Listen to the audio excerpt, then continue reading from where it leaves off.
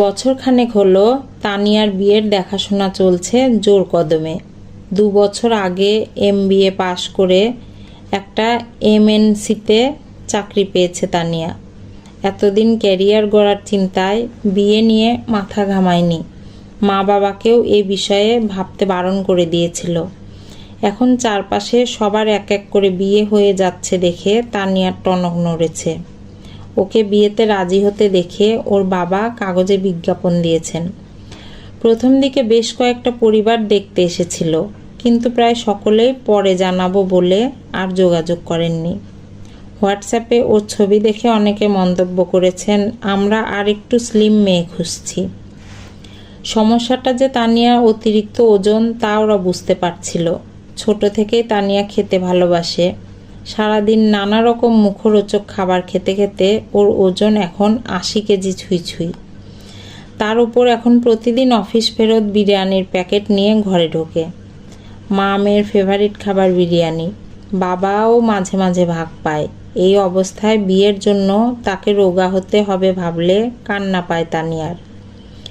বাবা দিনরাত কানের কাছে জ্ঞান দিচ্ছে, শুধু বিয়ের জন্য কেন, অতিরিক্ত ওজন থাকলে নানা রকম ব্যাধি শরীরে বাসা বাঁধে। তানিয়া পড়েছে মহা ফাপড়ে। একদিকে মাটন বিরিয়ানি সহ নানা ধরনের ভালো ভালো খাবার, আর অন্যদিকে বিয়ে।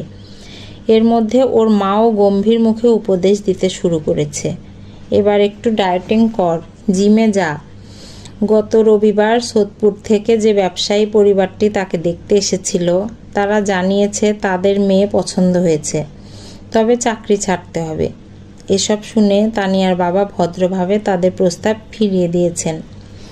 তানিয়ার মা রূপালী মেয়েকে দুবেলা বোঝাচ্ছেন, মনের মতো পাত্র পেতে গেলে ওকে একটু কষ্ট করতে হবে, আর যতদিন না তানিয়া ওজন কমাতে পারছে ততদিন বিয়ের জন্য দেখাশোনা বন্ধ।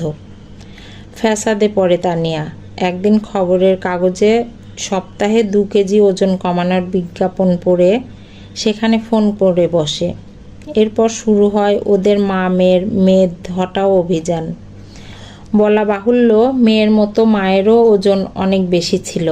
তানিয়াকে উৎসাহ দেবার জন্য রূপালীও এই অভিযানে সামিল হয়। প্রথম সপ্তাহের জন্য ওই সংস্থা যে ডায়েট দিয়েছিল তা হলো প্রথম দিনে ফলাহার সঙ্গে 10 গ্লাস জলপান। প্রথম দিনটা দুজনের মন্দ লাগলো না। তানিয়া এখন সারাদিন ঘরে বসে ল্যাপটপে অফিসের কাজ করে। দ্বিতীয় দিনে সকাল থেকে মনের ভেতর রব উঠল, চা খাই, কিন্তু চা খাওয়া যাবে না সকালে।